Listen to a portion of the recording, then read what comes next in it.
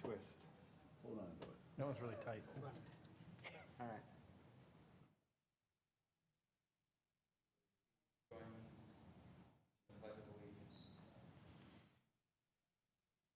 Pledge allegiance to the flag of the United States of America and to the republic for which it stands, one nation, under God, indivisible, with liberty and justice for all. Thank you, gentlemen. I think that one is hard places.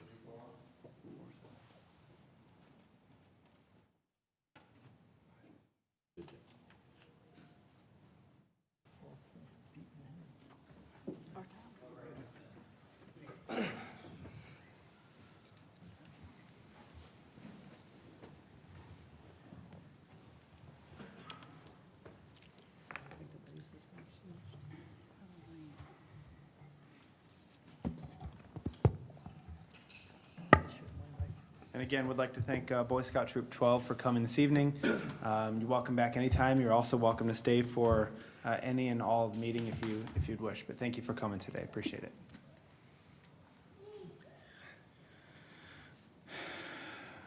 All right, we called to order, and we should call the roll. Trustee Guyer, Yes. Trustee Spurling. Here. Trustee Lee. Leave. Trustee Betzinger. Here. Trustee Youngerman. Here. Trustee Marisak. Here. And we do have a quorum this evening. All right, to move on to public participation. The second item is public comments. This is the 2-minute opportunity. Any member of the public wishing to address the board on any topic. You could be a Boy Scout or not a Boy Scout. You could be anybody that has something they'd like to say to the board. All right, hearing none, we'll go ahead and move on. The second item on public, or the third item, is a public hearing on the Vllage SSA. So with that, I'll open the public hearing on the Vllage SSA. And if anybody's here that would like to address the board on that specific topic, now would be your opportunity. All right. Hearing none, I'll close the public hearing. And I'll move on to item D, which is a suicide awareness proclamation. I'll read the item and entertain a motion for approval. This is for Suicide Prevention Awareness Month. Whereas September is National Suicide Prevention Awareness Month, the simple goal is to help promote resources and awareness around the issues of suicide prevention and teach how to help others and how to talk about suicide without increasing the risk of harm. And whereas suicidal thoughts can affect anyone regardless of age, gender, or background. And whereas suicide is the 10th leading cause of death among adults in the United States, and second leading cause of death among young people, with more than 41,000 deaths annually. And whereas Montgomery, Illinois is no different than any other community in this country, but chooses to publicly state and place our full support behind local educators, mental health professionals, athletic coaches, and parents as partners in supporting our community and simply being available to one another. And whereas local and national organizations like Suicide Prevention Services are on the front lines of the battle that many still refuse to discuss in public. And whereas the youth of our community should understand that throughout life struggles, we all need occasional reminder that we are all fighting our own battles.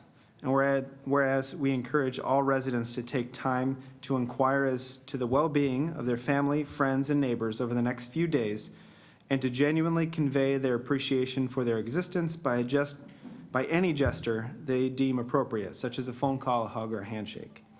Now therefore, be it resolved that I, Matt Brawley, Village President of Montgomery, along with the Board of Trustees, do hereby extend our support by proclaiming the month of September 2019 as National Suicide Prevention Awareness Month in the Village of Montgomery, Illinois. I move to approve. Second. Trustee Spurling. Yes. Trustee Lee. Yeah. Trustee Betzinger. Yes. Trustee Youngerman. Yes. Trustee Marisak. Yes. Trustee Guyer. Yes. Awesome, thank you. I'll move on to item E under public participation is the recognition of the Montgomery Fest volunteers. That'll ask Trustee Lee for his presentation Presentation? or recognition. I'm just gonna, we don't have a lot of people here, so I'm just gonna read what everybody does at the fest. I'm the chair and of the car show. Doug Marisek, our other trustee, is the sponsorships, the food vendors, and the parade. And what we've done is delegate one trustee to take one main job that takes a lot of time. Steve Youngerman is the stage, he's a parade announcer, and then he moves people around in his little six-wagon people cart there. Matt works the beer tent for the foundation. Teresa does the craft and vendor booths. Tom Bessinger did the parade and the village booth. And Dan Geyer was out of town, but he did come and work the village booth, and next year we'll have a nice position for him, I'm sure.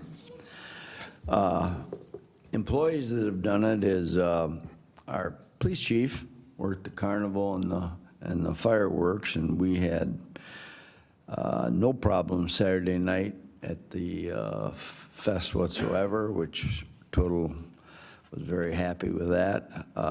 Liz Palco, Ismael Diaz for the coordination from the police department. They're both our commanders. Debbie did the overall coordination, entertainment, and publicity. Debbie does everything for us. Renee helped with the craft booths with Teresa. Melody Smith did the sponsorships. Chris Wagner did the car show. Megan Ostrensky did the village booth, and Mark Wolf was logistics and set up, and all his public workers did all the work getting the fences up and everything else. It's a job that those guys spend at least 2 weeks getting, just putting fences up and that before the fest. And every year we do this, and every year we don't get a lot of people here, but we'd like to recognize them. Tim Reichert has worked for me for years doing the around the trees for the park district so the oak trees don't get damaged. He's done that for years, and he helps the public works with everything. Mike Hammond is our parade coordinator. Joe Yen, his daughter Emily Yen are helped, and Brian Marisek and Sammy Marisek, Doug's kids, helped with the parade organization also. The craft show, Joe Young again, Diane Tanner, Phoenix Buchanan, who's Debbie's granddaughter, and Pat Doherty and Mary Doherty. And then the HFPC, pardon? Oh, yeah, okay.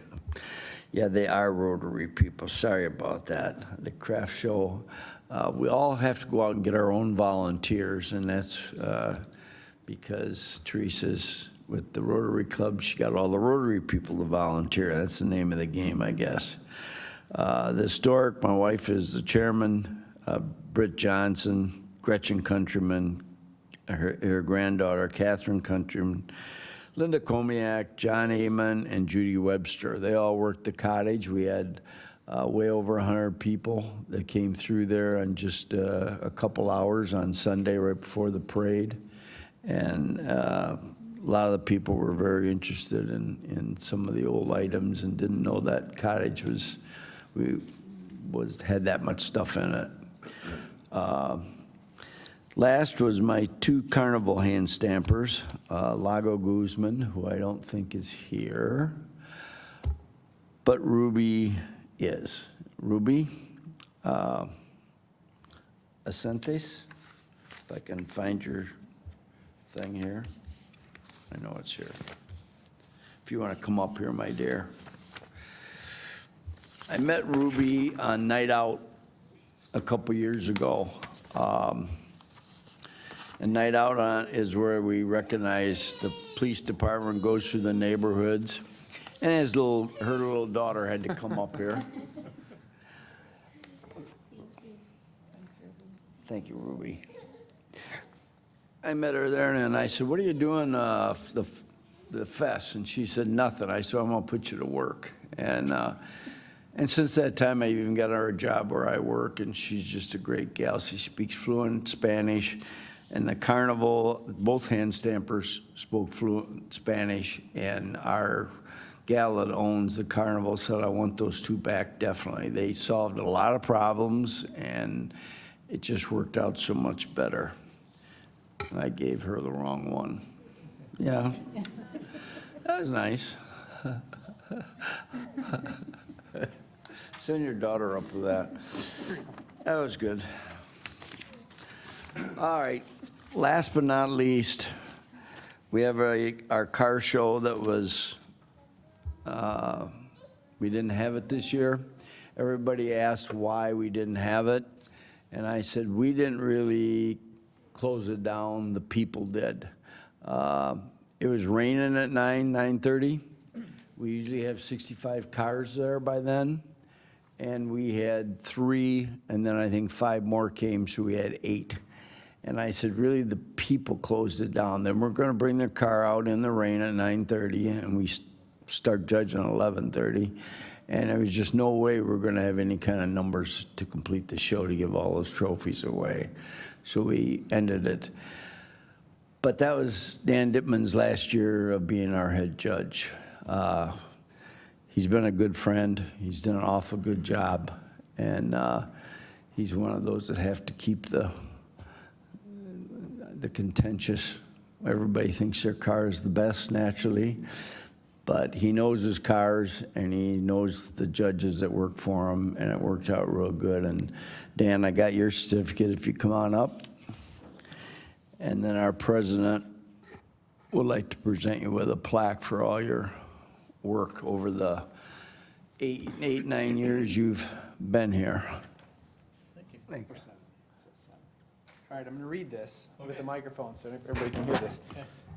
So this is, and then I'll come out there for a picture. So on behalf of the Village of Montgomery, this is an appreciation award presented to Dan Dittman, the head car show judge, in sincere and grateful appreciation for your many years of dedication and volunteer service to Montgomery Fest. It's 2012 to 2019. We're going to have to keep that going into the future, but I do appreciate your help and your effort every year. I So we'll go out appreciate there. everything too. It's been great. I'll take a picture with you real quick.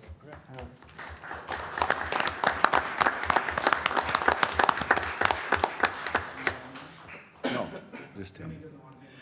I don't want to be in the picture. I'm in my granddaughter's shirt that she's in her 5th year at vet school, and I just had to wear it today because she just gave it to me this weekend.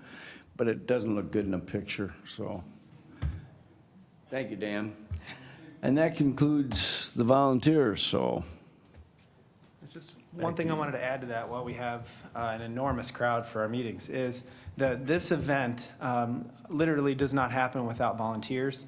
We can commit a certain amount of staff time and all of our time up here, but without a strong group of volunteers, we don't have Montgomery Fest every fall. And so it won't happen in the future if we don't have a continued support from our residents for this. So if you're in this room and you've thought about volunteering for the fest before, if you're in a Boy Scout troop and would like to earn some hours in the summer, reach out, touch base with us. We'd love to have you help in future years, and we'll go from there. So thank you, everybody, for coming. And at this point, I think we're going to take a quick 5-minute break just to reset the computer, which is like step 1 that everybody's IT director has ever said when you have a computer issue. So we're going to take a 5-minute break, and then we're going to get going in a second. Thanks. Switch with Wallers, so they have a microphone that works, if that's all right, Engineer Wallers. Small charge, no problem. All right. Thanks for your help, though. Appreciate it.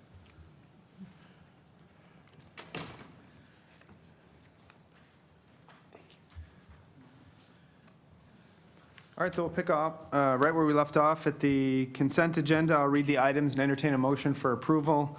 We have minutes of the village board meeting of July 22nd, the building report for July of 2019, the May, June, and July of 2019 accounts receivable reports, water usage report for July of 2019, accounts payable through August 8th, and accounts payable through August 22nd, and finally, appointment of Brian Baer to the Board of Police and Fire Commissioners to fill a vacancy through April 30, 2020. So moved. Second. Go ahead. Trustee Youngerman. Yes. Trustee Marisak. Yes. Trustee Guyer. Yes. Trustee Spurling. Yes. Trustee Lee. Yes. Trustee Betzinger. Yes. And that carries 6-0. Thank you. Oh, you know what? Yeah.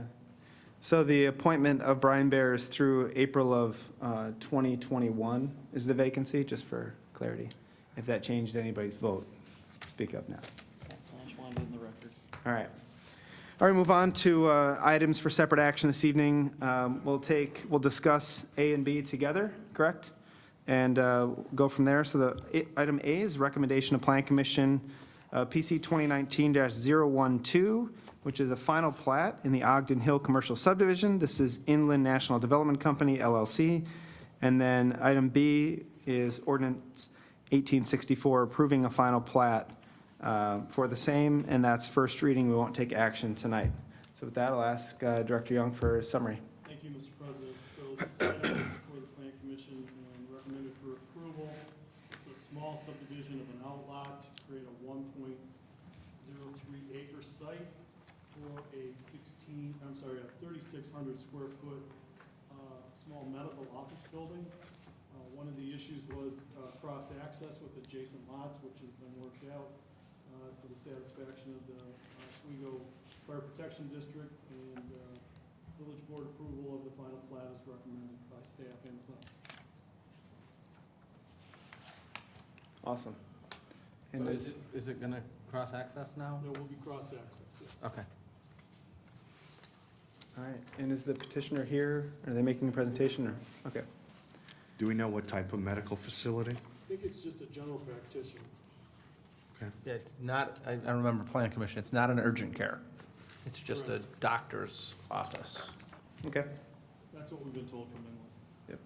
And regardless of what it is, it would need to comply with our B2 zoning. Yes, sir. Okay. All right, any questions for staff on the item? Is there a motion on the recommendation of Plan Commission? Motion to accept Planning Commission's recommendation? Any discussion? All right, go ahead and call the roll. Trustee Marisak. Yes. Trustee Guyer. Yes. Trustee Spurling. Yes. Trustee Lee. Yes. Trustee Betzinger. Yes. And Trustee Youngerman. Yes. And that carries 6-0. Is there any objection of placing item B, ordinance 1864, on consent for a future meeting? All right, and if you have any questions between now and then, please let staff know. All right, I'll move on to item C. Thank you, Rich. Ordinance 1865, amending chapter 16 and a half of the Village Code. This is regarding raffles, and this is the first reading. That would ask our attorney for a summary. Thank you. Yeah, the legislature amended the Raffles and Poker Runs Act effective July of 2019, and most of that act was already incorporated into your village code. The amendments created some changes in the act, and this ordinance is intended to bring your code back into compliance now with the act as amended. By and large, the major changes allow raffle tickets to be sold outside of the village, could go statewide if need be by a body that's holding a raffle. The organizations allowed to hold a raffle has been expanded slightly to include bona fide not-for-profit organizations, which is in addition to the list that was in the code previously. There's discretion on raffle limits and prize limits. You already had those in your ordinance, and so those aren't changed by this amendatory ordinance. There is a provision where you can waive the 5-year continuous operation requirement for an eligible organization if they are associated with a national organization that already meets that. Those are the major changes in the raffle ordinance, and we could answer any specific questions you might have. Thank you. Any questions? No. All right, thank you. And this is first reading, so we won't vote on this tonight. Any objection to placing this on consent? And I suspect this is the bill that passed that allows the Cubs to do their 50-50 raffle on online now, so you I can, would as long as you're in Cook suspect that, County, yeah. you can buy your raffle ticket. Or socks, Cubs or socks, I'm sure. I just don't watch the Sox. So, all right, so that'll be on consent. I'll move on to item D, which is award of a contract to Brandt Excavating for the Marbury Manor and downtown lead water service line replacement in the amount of $1.06 million. With that, I'll ask. Engineer Wallers for, all right, perfect. Thanks, ahead. Mayor. So this is a project we've been working on for some time. This is the lead service line replacement program for the village. There's approximately 105 lead service lines in the village. Our proposal from Brand is to replace all 105 services. The bid came in about $70,000 under engineer's estimate. The contractor is experienced in this type of work. He's done work in Joliet and Aurora on similar projects, so we're very confident that we have a good contractor. The other important thing to note is that we have submitted to the Illinois EPA for a low-interest loan.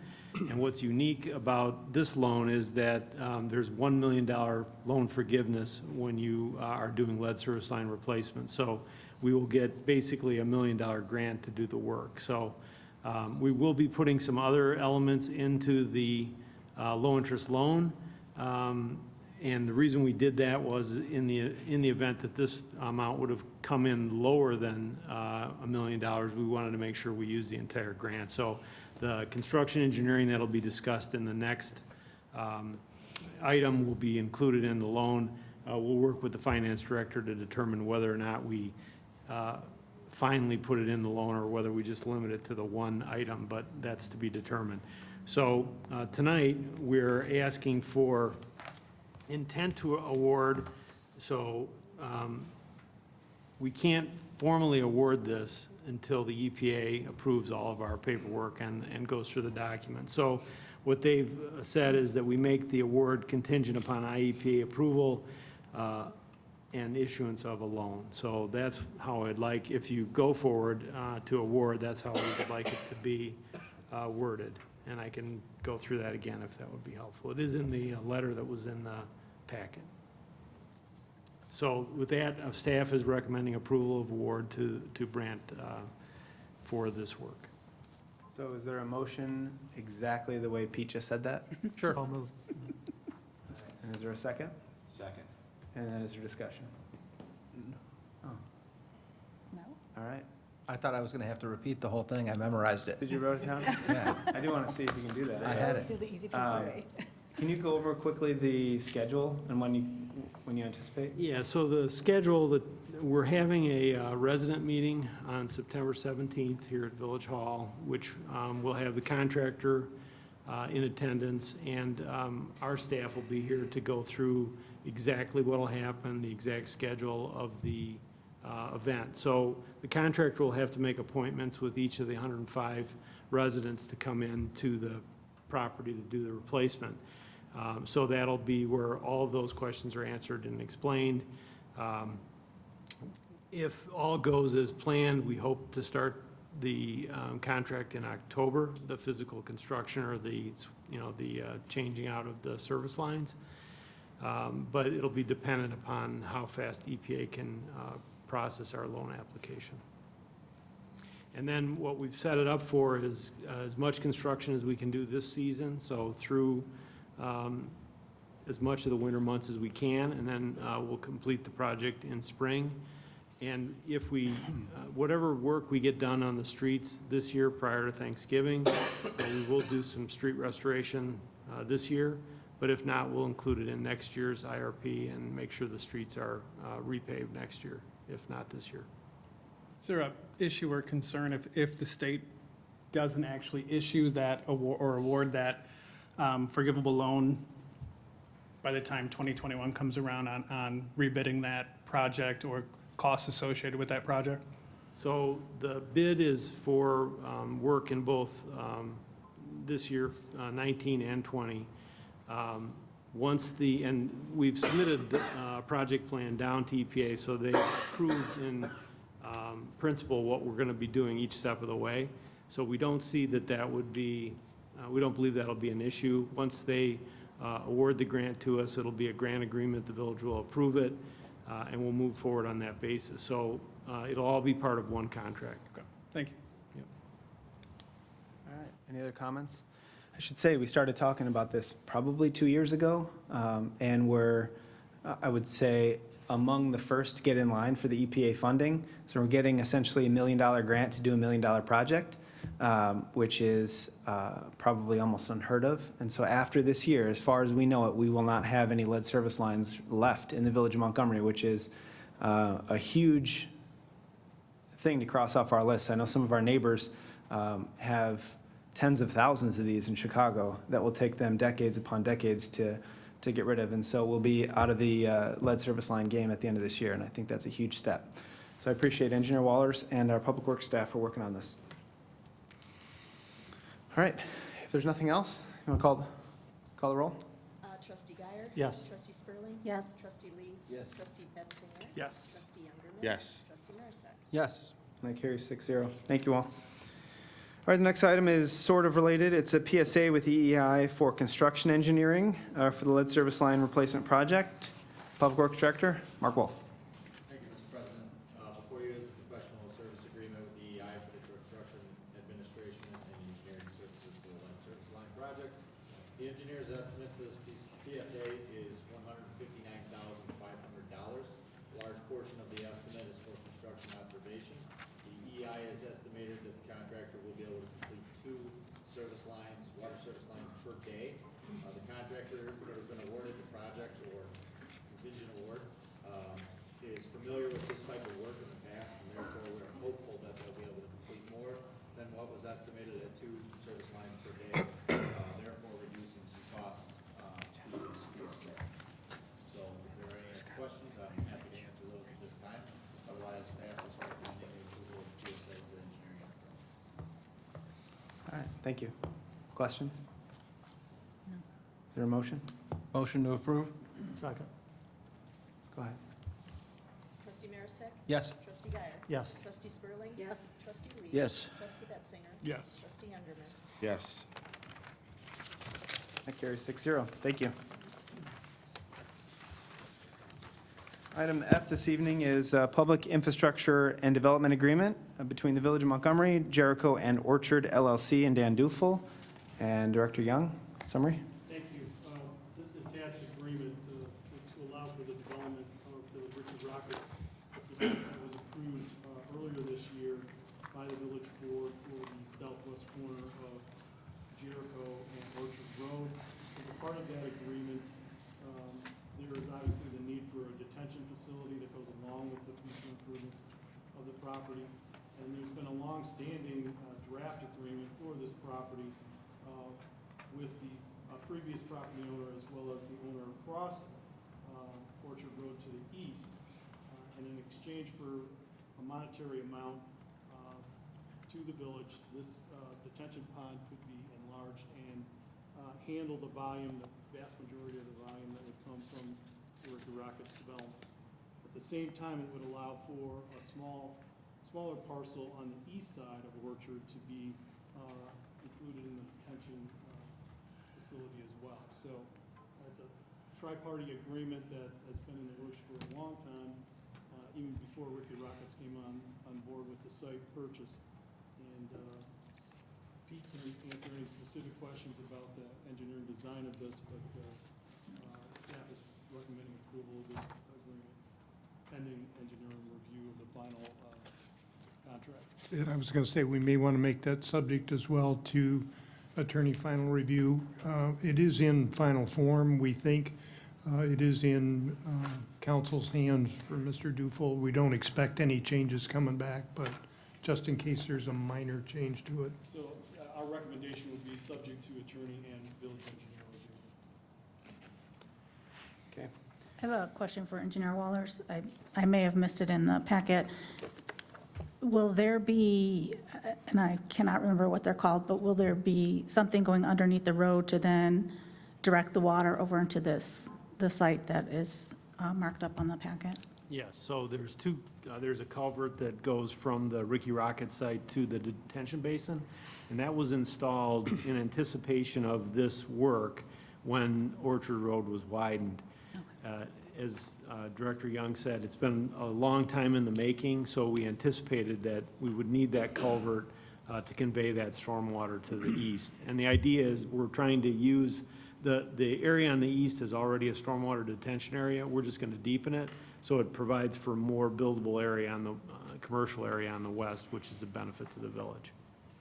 Thank you.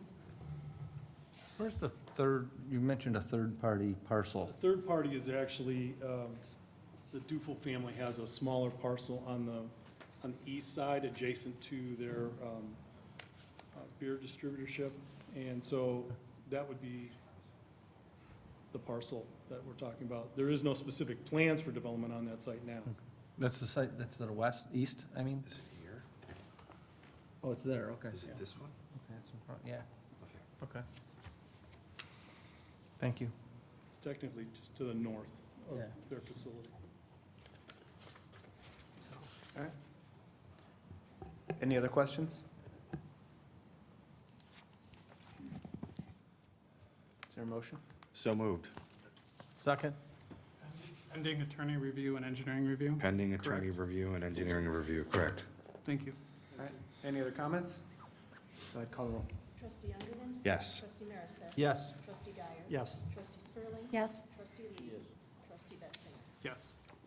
6-0, thank you.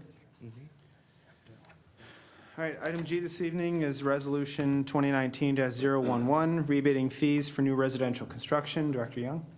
Thank you, Mr. President. As mentioned, this is for new residential construction. You might recall that 2 years ago, the village board put into place a rebate program of between $1,500 to $2,000 per new single-family residential building permits. This does not apply to somebody renovating their house or adding a deck or a shed or a pool. This is for new residential construction in the subdivisions that are already established but have not been built out, specifically Belmarais and Huntington Chase. So we've seen an uptick the last couple years in residential permits, but I don't think that it's been anything to write home about per se, but we know for a fact that it does help to have this rebate in place in talking with the home builders in these two particular subdivisions, and we still have a large surplus of lots, specifically in Belmarais, to go through. So we think that it helps these home builders compete with adjacent communities and their new residential subdivisions. These fees are not related to anything that go to other districts. They're related to village foreign fees on tap fees and improvements. So we recommend that the board renew this for another 2-year period and reevaluate it at that time. Thank you. Is it on all new construction, or just those two areas? It's on all new single-family So residential when our- detached construction. I shouldn't say detached, all new single-family construction. It would not have anything to do with the multifamily apartment developments. Okay, but Lennar The would only be, three that we really have going on are Marquee Point. There's very little activity there, but it would apply to Marquee Point, and then Huntington Chase and Belmarais. If by chance we had a new development in the next 2 years that broke ground and started, it would apply to that as well. That was my question. Are there any developers that are interested in just land? We've had some discussions with one group about some land that was looked at previously 10 years ago, but there's been no specific proposal or even preliminary plans for that. Okay. That could happen in the next 2 years, but there isn't anything right now on the books. Awesome. Thank you for doing this. And I want to say the first time that we passed this was 8 years ago now, maybe Did it- more? Yes, we did it in Originally? 2012, Yeah. and then it lapsed, and then it was reinstated 2 years ago, so. Okay. Yeah, I think it's a good thing to get on the books, especially as folks are planning for the future and what they're going to do in our town. I think it's proactive to get that renewed ahead of time, so. If there are no other questions, I'll entertain a motion. so moved. Second. Go ahead. Trustee Marisak. Yes. Trustee Guyer. Yes. Trustee Spurling. Yes. Trustee Lee. Yes. Trustee Betzinger. Yes. And Trustee Youngerman. Yes. Thank you. Thank you. That carries 6-0. Item H this evening is T-Mobile First Amendment to lease agreement. I can cover it. It's All right. easy enough that even I can do it. So, as you'll recall, Verizon recently built a monopole on our Well 8 site. We're trying to get the other people off of the water tower onto this. So it's really all this does is say that we're relocating them from the water tower onto the monopole. The other elements of the lease stay the same as far as the rent rate and the other things. Now, do we move them, or they're responsible for relocating? Yes. Okay. How many gigahertz are gonna be on the new pole as opposed to the old pole? Look No, to your you said left you and could ask handle that. this, that's why I asked. the Well, that's question. not part of the item. I don't even know if gigahertz is don't know the either. word, so. 600, 601, This is going well. whatever it takes. 1.21 gigawatts. Yeah. All right, if there are any serious questions? I've got one, so when they move it, any repairs or repainting, they take care of that on the water tower? Yes, that's correct. Thank you. All right, Would you like a motion? sure, I'd love one. So moved. Second, Trustee Marisak. Yes. Trustee Guyer. yes. Trustee Spurling. Yes. Trustee Lee. Yes. Trustee Betzinger. Yes. Trustee Youngerman. Yes. That carries 6-0. Item I this evening is an intergovernmental agreement with the Fox Valley Park District regarding police services. Chief, does your microphone work over there? Yes, Mr. President, what you have there is a renewal of our intergovernmental agreement for police services between the Fox Valley Park District and the Village of Montgomery. It was reviewed by Councilman in the first line of lead. I just request that we pass it and give it a signature. Okay. Is there a motion? So moved. Second. Okay, ahead. Trustee Guyer. Yes. Trustee Spurling. Yes. Trustee Lee. Yes. Trustee Betzinger. Yes. Trustee Youngerman. Yes. Trustee Marisak. Yes. That carries 6-0. Thank you. All right, the last item for separate action is a request from the Rotary Club for a temporary liquor license and waiver of fee. All I'm right. going to excuse myself from this vote. The Rotary Club of Montgomery is planning a block party in conjunction with the River Run this year. It would take place from 10 a.m. to 3 p.m., and as part of that, they would like to have a beer tent, which is why they're requesting the temporary liquor license. Okay, any questions? Is that from 10 or 9 beer sales? There, in something I read somewhere else, 9 o'clock was mentioned. They're- Not they that it start bothers They me. start setting up at 9, I thought. I thought 10 to 3 were the hours of the event. Okay, I'm for it. I was just, Yeah, it was written 9 to 3. there was a discrepancy in one of the things. Okay. So it's 10 to 3. All right. No other questions? Entertain a motion? So moved. Second. Trustee Marisak. Yes. Trustee Guyer. Yes. Trustee Lee. Yes. Trustee Betzinger. Yes. And Trustee Youngerman. Yes.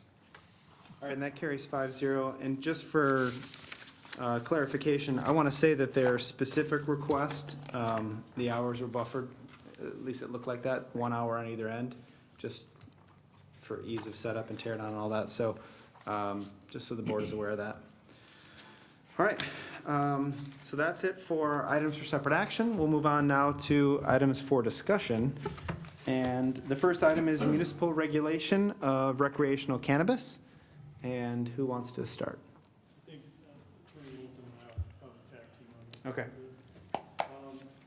From the community development standpoint, we come at it from the zoning and then the finance department of taxation question. There's obviously other ramifications with the act that has been put into law by the state.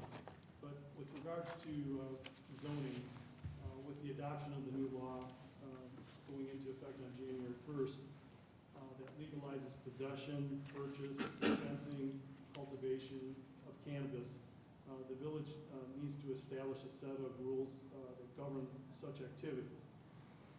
The village may elect to prohibit said businesses within the village, or they may choose to adopt zoning regulations that would establish certain types of zoning in set districts and we're recommending as a special use.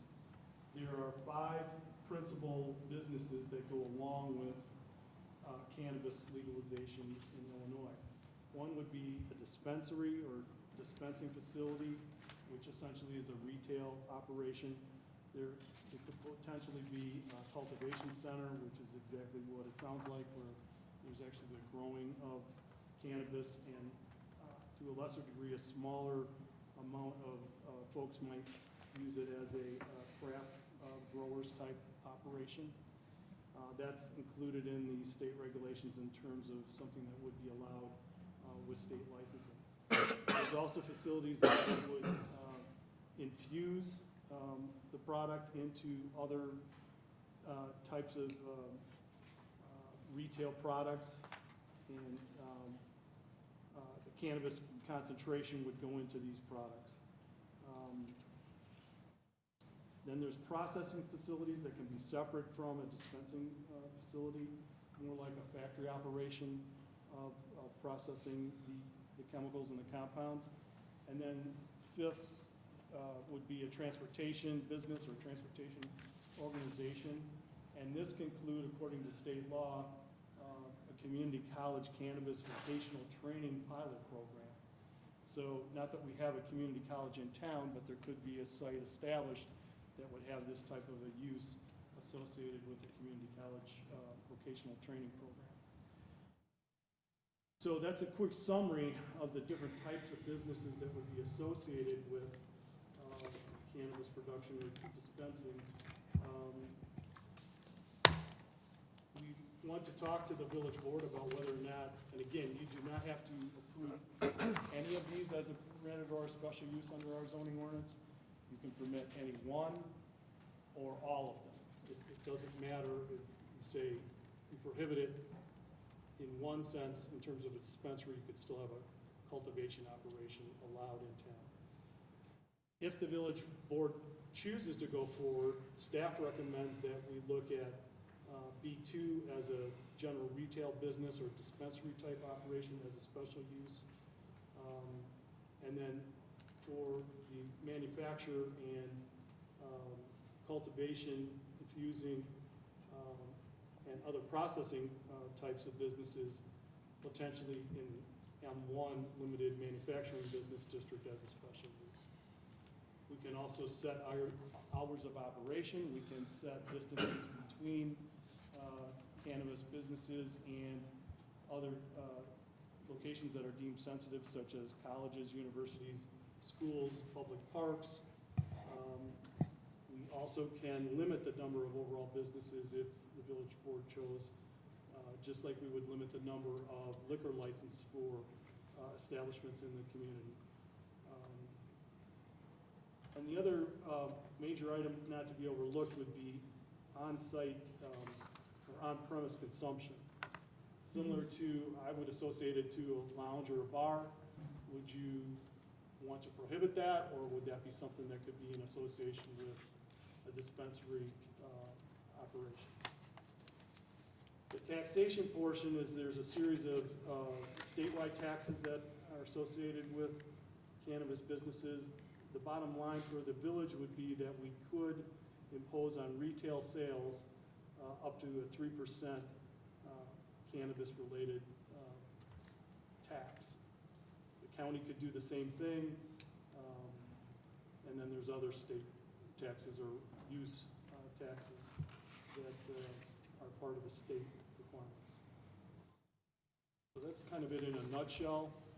I don't know, Pete, is there anything else that you'd like to add at this point? Not really, Rich. You pretty much covered it in the general sense. As you mentioned, the village has the option of prohibiting or regulating any one or more of those 5 categories or any combination. There are 2 subsets, one in the dispensing organization that includes both recreational, or the subset being medical dispensary. And in the cultivation, there's a subset for craft growers. And again, there's just slightly different provisions as to what that means other than there is a limitation that a craft grower cannot be located in a residential, any place that's zoned as residential. But other than that, I think Rich has covered it fairly well for you. I have two questions, and one of them tags off the craft growing. So what does that look like? If it can't be near a residential, would somebody have to be leasing land from someone? Well, it could How be does that in work? a business zoning, for example, commercial zoning, special use in a commercial zoning. It just can't be in your residential neighborhoods that's Right. zoned as residential. Or it could be Set manufacturing. up under state law that it would be about half the maximum allowed, as I've read it. Essentially a craft. It's like a microbrewery. Correct. right? It's like a Yeah. craft That's the brewery, a concept. Right. small-scale operation where it'd be, I don't want to say mom and pop, but kind of like that type of setup versus a larger business or a corporation. My other question is for Director Young. Do you know, based on the proposed zoning, how many locations that would be within the corporate boundaries? Well, I don't have a specific. Or maybe areas of town? Yeah, I mean, it would essentially be the areas of town where you look at general retail from the dispensary standpoint. So you look at Douglas Road, there would be Orchard Road corridor where we have commercial zoning and commercial establishments. So think of it as a retail type use in our B2 zoning district. Again, as a special use, so that it wouldn't be as of right. The manufacturing and processing, if you're looking at an M2 situation, you know, I'm sorry, M1 situation, you're talking about Alcott Road and Lake Street, some of our light industrial corridors.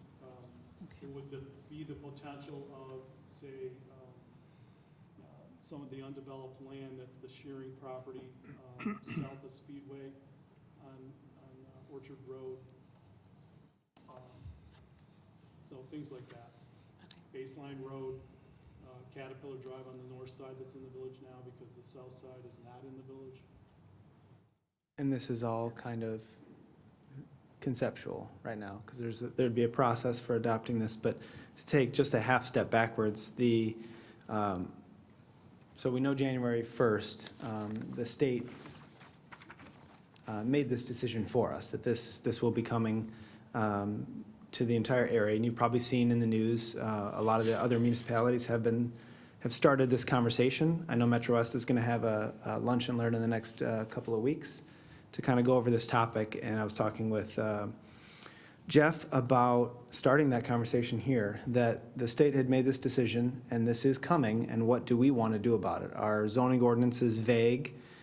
We either need to tighten that up or lay out specifically the vision that we see for the village. So that's the premise of the conversation. To my knowledge, no business or applicant has approached staff in any way that's interested or pushing this.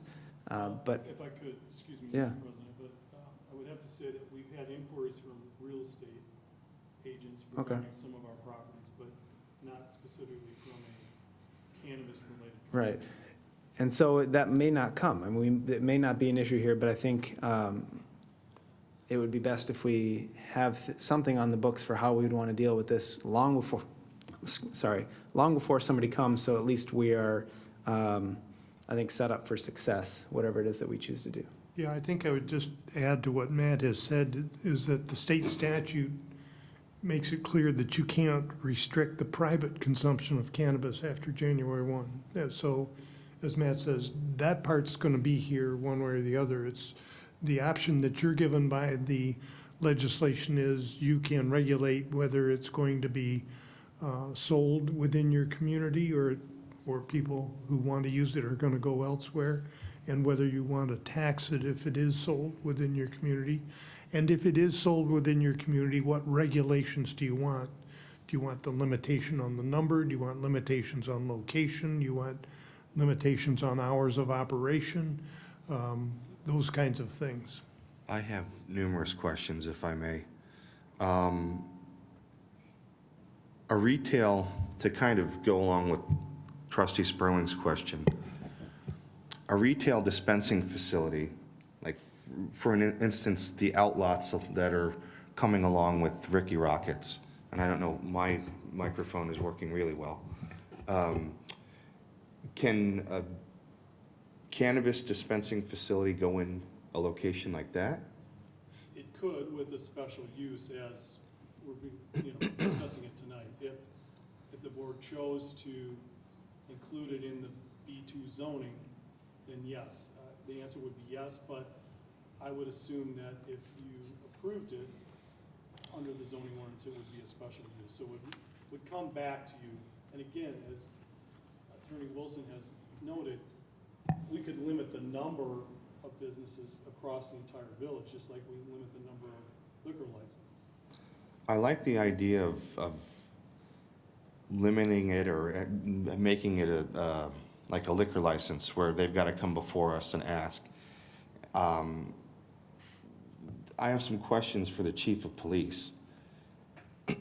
If we have a dispensing facility, a retail dispensing facility over by Ricky Rockets, and someone goes in, and from what I'm hearing, we can either decide whether or not they can use it there or not. If someone gets pulled over, like for instance right now, someone, if they've been drinking, you haven't been drinking at all and you blow a 0.0 on the breathalyzer and you're considered legally drunk at 0.08. Is there something, or has the state decided upon what is the guidelines or parameters of you can't drive when you're smoking weed type of thing? Have they given us these? Yes, they've enacted a 0.5 nanograms. How to test that on an individual like we do now on the street, they haven't come up with a device that will do that. It's just gonna be different. It's gonna be by a lot of trial and error until the state comes up with a device or a procedure to effectively gauge somebody's intoxication level while they're operating a motor vehicle under the influence of. The other thing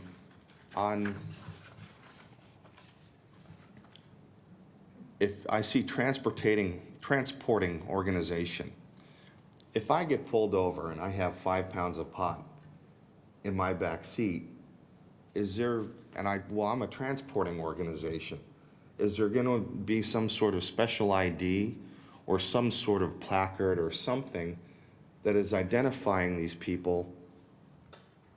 How much is recreational use, or how much is too much? There's a limit stated in the state law in terms of personal transport. There is. I mean, there's provisions in there for operation of a vehicle under the influence, and it provides that the police are going to be able to use validated roadside chemical tests or field sobriety tests that are approved by the National Highway Traffic Safety Administration. Also, you can't have, even if you have the legal amount as an individual, if you're in the car, it has to be in a sealed, odor-proof, child-resistant cannabis container. I mean, there are a number of regulations that address some of the questions that you raise. What about in any of these facilities here? I'm assuming they have to go above and beyond and provide their own security measures. It's not like necessarily an AT&T store. It's a little different. The product is a little different. I don't think it's any different than a pharmacy. I mean, Walgreens and CVS doesn't have armed guards standing outside, and there's, Good point. you know what I mean? I think we tend to overthink some of this. This seems to be pretty simple and straightforward. I mean, it's around, it's in our community, it's going to be legal. Tax the 3%, make it a special use, limit the number of licenses we give, set some hours of operation, and let's see if anybody knocks on our door. They're gonna be knocking on somebody's door. I'm not against it. I have no, Yeah, you know, I I have no problem with it. I have no problem with the uses. that they're dictating here, but like it's not gonna be in the growing facility isn't gonna be in Fairfield Foxmore or Right, Orange and I Victoria think North or that was something like the that. staff recommendation of the B2 and the M1, kind of seems like that's appropriate for those kinds of uses.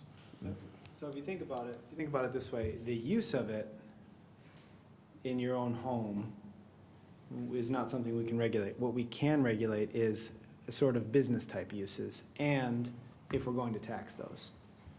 And so I know there's a tremendous amount of education, I think, just in general, police department, staff, that kind of thing, that's going to go into this, but I agree with Tom that if it's something that we're going to allow, the retail tax, we should absolutely max that out, and earmark those funds for our police department, for use in whatever it is they need to make sure that our community is safe with this use in the area. Some or all of that, and also another opportunity would be to invest the revenues in our schools, in drug and alcohol prevention and training, that kind of thing. I think there's some things that we can do locally. It's coming anyway, and if we can get out ahead of this, I think that would be a benefit. But this is the first discussion of probably months of working through Plan Commission before we approve something. I think the comparison to your regulation of alcohol is appropriate in the sense that you can have limited places, you can have limited hours, you can have consumption on premises or not, it's packaged good only. There are other kinds of restrictions that are very similar to that, and so how you would address that is probably in the same mode. When you had mentioned the subset of craft growers, like I know that there are home brew kits for beer and stuff. We're not talking about ever doing any, hey, here's your home pot The kit? state talked about allowing that in residential areas, but then they didn't ultimately put that in the new building. Okay. So that was They can't even get a license in a residential area, so. Well, most of it's going on right now without a license anyway, so I mean, I have a question related to the conversation about how closely aligned they are with the alcohol sales and licensing and permitting. Do we currently have restrictions in our zoning about how close alcohol sales can be to a school? It's a We state have law. it in the municipal code, yes. Yeah, there's It a is. state statute on that as well. I Okay. agree, yep. So, all right, so it definitely mirror images that. Perfect. And we have a separate, so it's not our zoning ordinance, it's a separate like liquor Right. portion of our code, and that's what we would be doing here, some sort of a separate section of the code that might mimic the liquor, but would be specifically regulating that kind of use. And no different than you can't drink in the park. You're not gonna be able Public to consumption. smoke in the park or, And that was the comment I was going to make. If we're comparing it to what we do with the alcohol sales, one of the things that I was very adamant about when we had some of the gas stations coming forth, I said I did not want any of those single cans sold. So I would not want to be able to have consumption of the cannabis on site, because to me, it's no different than somebody cracking open the beer at the gas station or wherever they get it, and then hopping in their car. So I would definitely would not want to have that available. Yeah, and if we were to allow that, that would be, if I recall from the memo, a 21-plus only facility, much like a bar, but it would be 21 all the time. And didn't it reference something that it cannot be considered a public place then if there is consumption on site? I think that's just a way to get around the smoking law, Correct. yeah. Okay. So, but that, yeah, again, it's our call on that, whether we want a facility like that in our community. The most we're able to tax is 3%. Yes, Is there any, retail only, and I get that, is there any way for us to increase it slowly over a period of years? not according to state legislation. Not currently. And tax the heck out of it as much as you can, right in the Yeah, beginning. the state, I think, has a 6+%, 6.5% on it, plus not only you have the municipal 3%, the the county can also impose a tax. So we would have our regular sales tax and all of that plus the 3%? I don't know if we have a regular sales tax, we'd only have the 3%. I think that's it. Sales, I'm sorry, sales tax is So our local sales. Sales tax is in there? Plus the 3%. So we get our 1% for our roadways and all of that? Sales tax would be on top of any of the 3% taxes. Okay, very good. And like Pete said, you could have county come in and say, we're gonna tax it 3%. You could have, you know, I just wanna make sure if somebody comes, like Rich said, for a special use, that the state doesn't have some screwed up law that the guy can go around, because you know, people go around things, but I imagine Colorado learned all the different ways of making sure they didn't get taken. I'd like to look at theirs better too.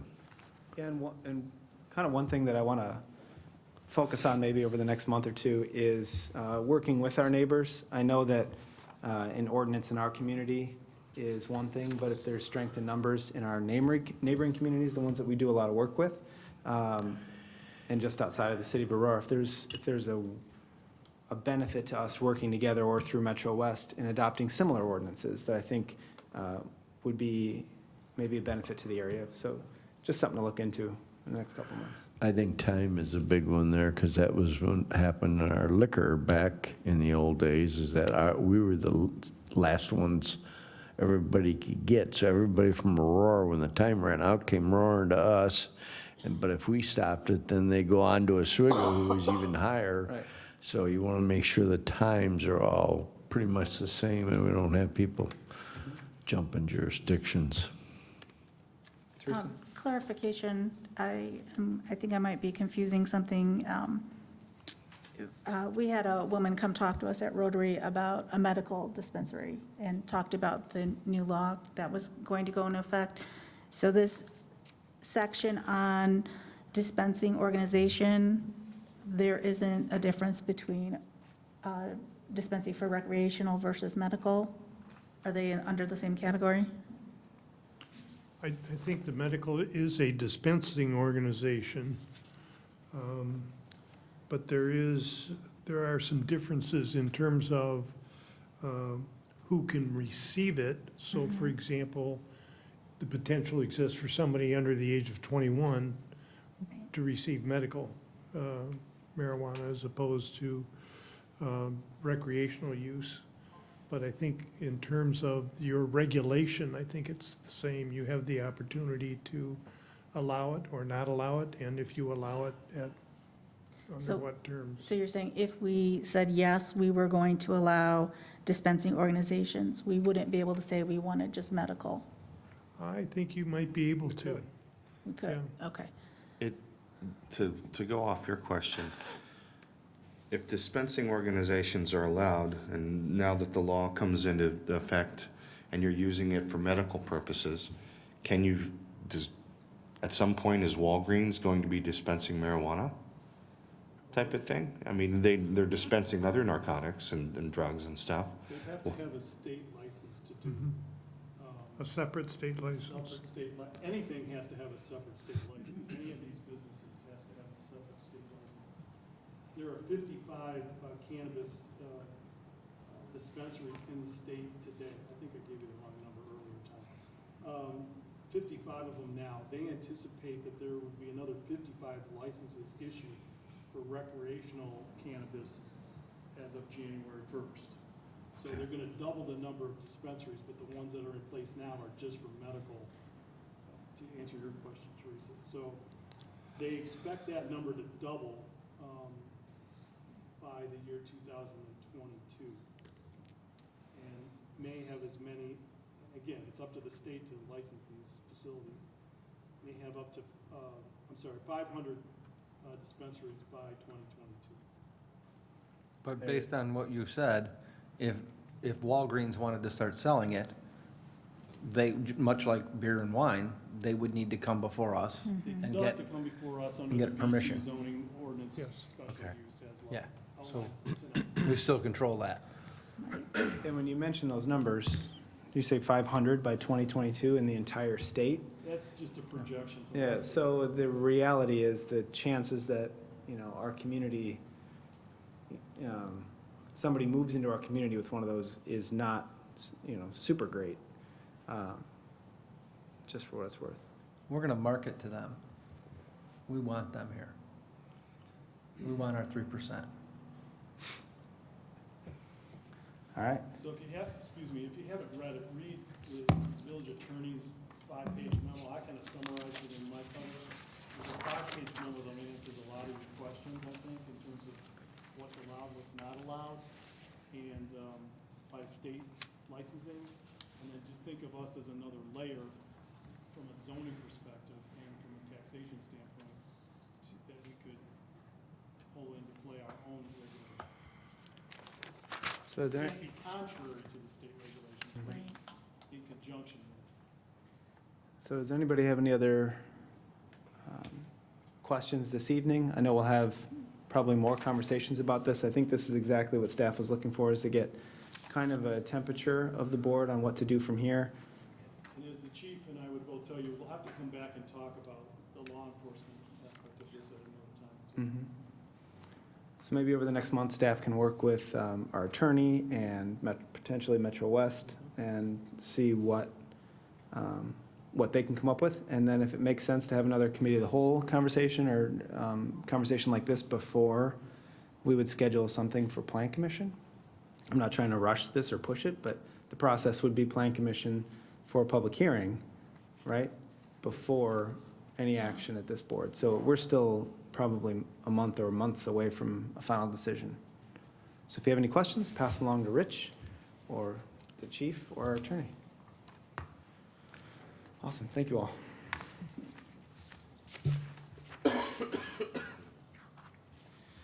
All right, second item for discussion this evening is Metra's commuter rail guidelines. Director Young? Thank you, Mr. President.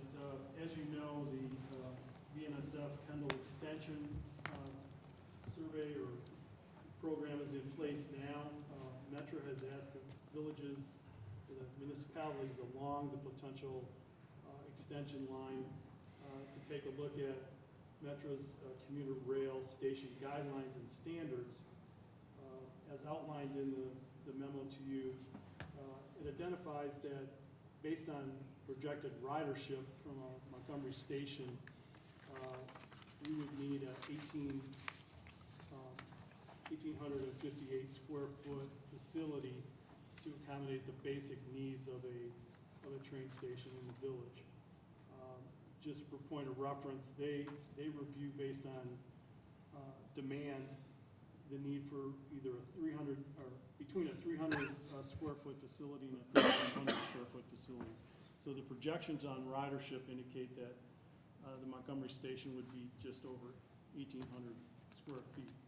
With that, Metro includes a basic program for warming houses, a waiting area that's outfitted with benches, customer messaging and wayfinding signage, and connectivity, space and ventilation, but no air conditioning, and then also a small mechanical room.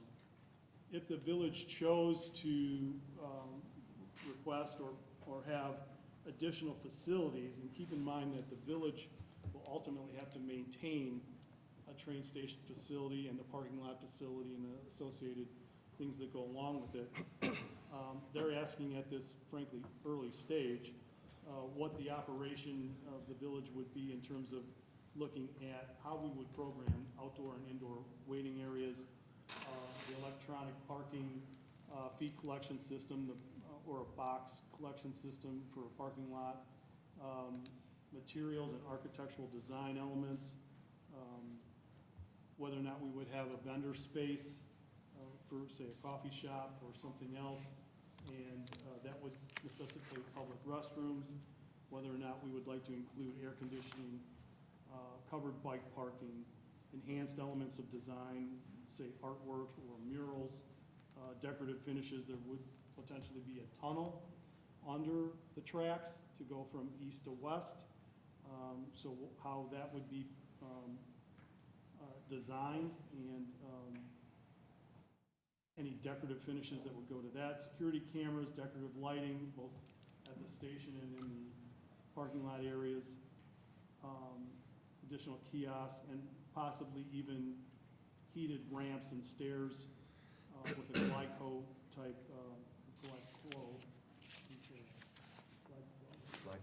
glycol, thank you. Heating systems in the pavement, and whether or not we'd have covered ramps and stairs. We're a long way off, obviously, before we get to design standards, but Metro's pushing us to give an indication of what type of station the village would anticipate like having. I mean, is it a focal point facility, or is it a functional type of facility is basically what it boils down to. And how are we going to aesthetically present a train station on their line? So I need some feedback from the board, your thought process today, what you think should be incorporated into a train station. And keep in mind, this kind of goes along with everything that we've been talking about for the last few months and a couple of years, really, about the redevelopment of the downtown. So it could be, you know, a spectacular structure, but does the village want to pay for that spectacular structure and the maintenance that goes along with it? Okay, this could be a fool's question, but have we decided we want a train station? I think we have decided we want a train station if it's at all possible, yes. Okay. It seems with Aurora, 5 minutes that way, there's already a park and ride 5 minutes that way. I understand. Why? We feel, at least from a staff perspective, and I think previous village boards have felt that it's motivation to have a train station here is to help the revitalization of the downtown and the surrounding area. So these neighborhoods and this downtown area could greatly benefit from having a commuter rail station. That's the general consensus. So, Or has and been. yeah, kind of just to build on that, Metro's indicated time and time again, they will not extend the line to Montgomery only. If they extend the line at all, it goes all the way to Yorkville, Oswego, wherever the terminus is, because I know that it's in flux. And if there was ridership, there would be a stop. There could be a stop here in Montgomery, which I think would be a benefit to our downtown. But yeah, there wouldn't be extending it here if they weren't going the whole way. And so while I'm not sure what kind of murals or whatnot would be involved with that, I think if staff was comfortable mimicking the plans that we have for the downtown and I guess building on that for this future facility that could be, 5 years or 50 years down the road, I think that's a good starting point with Metro, to at least indicate that here's our vision for the downtown and kind of where that would fit into it.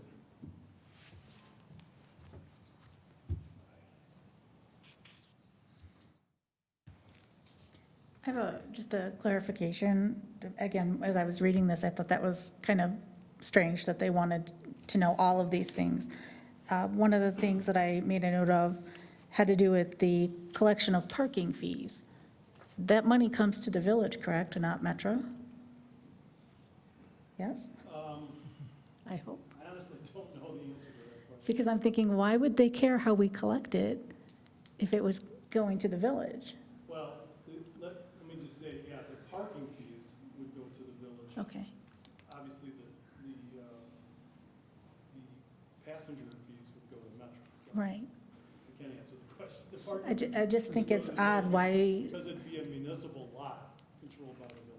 So it seems like Metro is trying to build in their, Because they would be constructing the.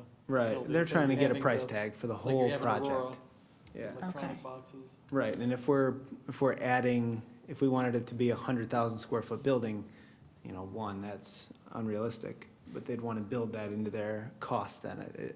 I kind of gather that they're trying to just put a huge Okay. cost estimate together. that makes more sense to me. If they're going to build it, and then we are responsible for the operations and the maintenance. I'm not of- sure that's how it goes, but. Well, yeah, the funding source for the building of the station is in flux. There's no guarantee that Metro or BNSF or the federal government will help pay for our train station. Mm. No guarantee of that at this point in time. So, But there's the thought that there would be a base amount for a base station that could be funded either through state funds or federal funds.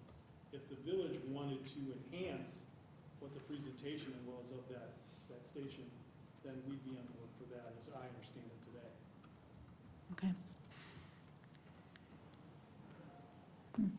And then we're required to maintain it as well. Right.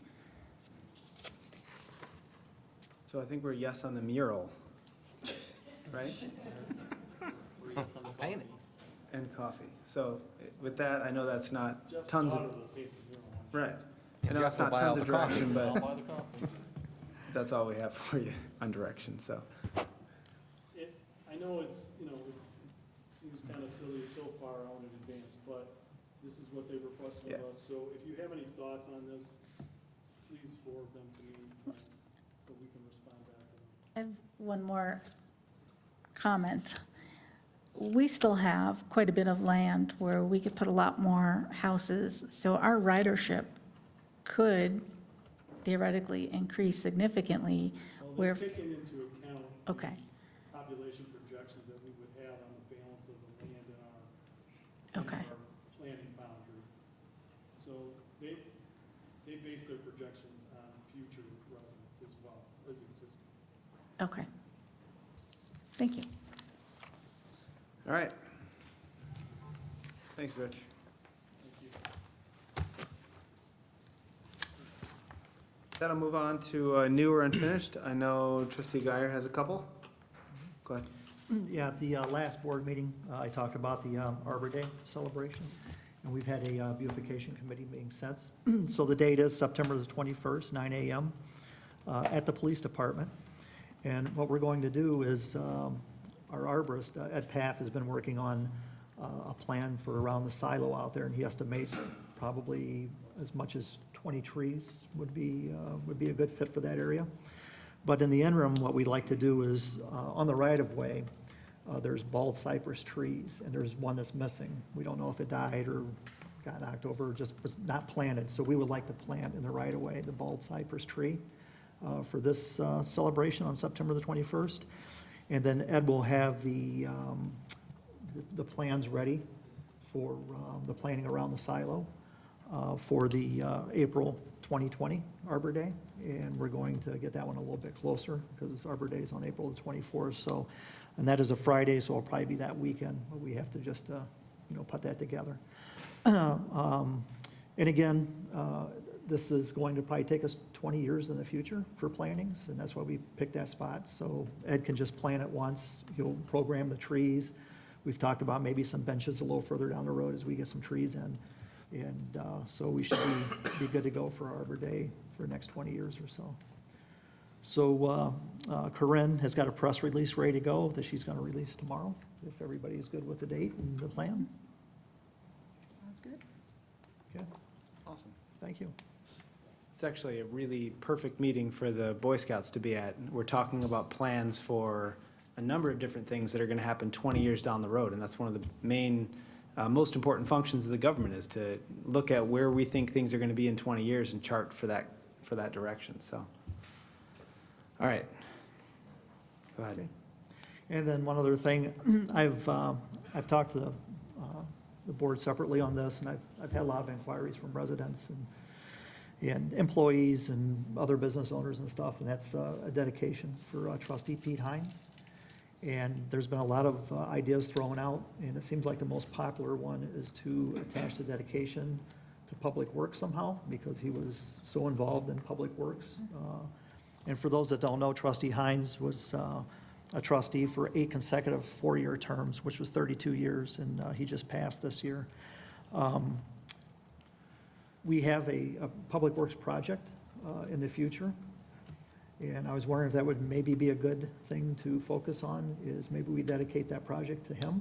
The building, And the new building? Yeah, and, well, the project and overall, we'll just dedicate the project to him, and then in the entranceway or something, maybe have a plaque that dedicated the project to Pete Hines. I don't know if we want to put his name on the outside of the building or not, the Pete Hines Public Works Facility, but we can talk about that more down the road. But I kind of like to get everybody's feel for that, and maybe, I know that's coming down the road, so we can kind of clue staff in on putting that in the plans. I like it. I agree. A wonderful time to bring that up. I know it's a tough conversation to have, honestly, still, but finding a way to honor his dedication to the village is fitting and proper, I'm sure, and something that we can roll into the planning of that facility when we start on that. Whether it's some aspect of it or the whole thing. We could discuss that kind of as things go over the next few years. Okay, thank you. Thanks. Anything else? One last Good thing. on that? Since the Boy Scouts are here taking notes, you guys gonna watch the Bear Packer game September 3rd, right? How many are Packer fans? Any Packer fans? I got one. All right. That's all I want. All right, I like it. You Anything skipped else? over me for that. Yes. Oh, hold on a second. No, I'm sorry. I don't have any. I was All right. giving him a hard time. I'm Go ahead. sorry. We had our first meeting this past weekend for the Halloween safety event coming up October 13th out at the police station. I know Commander Palco is going to be looking for some volunteers, and some of you gentlemen look like you would be great game runners. So if you're interested in that, I know she's looking for some volunteers for the October 13th Halloween safety event. So the planning is in place. In fact, our next meeting is actually the morning of the Arbor Day planting prior to. So, and then this past weekend, I was invited by the Aurora Area Convention and Visitors Bureau to participate in the Pro-Am bowling tournament that's taking place this entire week over at Parkside Lanes. So it's kind of nice that we have 2 pro bowlers that are Montgomery residents. And so one of them has brought that tournament here, which this year is now a three different tournaments throughout the week instead of just a one weekend tournament. So that's nice to help bring some population here. Were you the pro part or the am part? I was definitely the am part, definitely. And then on Sunday, I participated and was allowed to be a part of the retiring of the colors at the VFW on Sunday. They retired their colors, and I believe the number was around 80 flags that the Boy Scouts and Cub Scouts were there and disposed of, and it was quite an interesting process to see how it all worked. And I was just thankful to be allowed to participate and be there for that. So thank you to the VFW for that. And the best part about that was watching our veterans there working with these young men, both in uniform, working side by side. It was really pretty awesome to watch. So that's it. Awesome, thank you. All right, hearing nothing else. Future meetings, Plan Commission for this month has been canceled. Our next village board meeting will be on Monday, September 9th at 7 PM in this room. We have no executive session, so I'll entertain a motion to adjourn. So moved. Second. Trustee Underman? Yes. Trustee Marisak? Yes. Trustee Guyer? Yes. Trustee Spurling? Yes. Trustee Yes. And we're adjourned. Thank you for coming.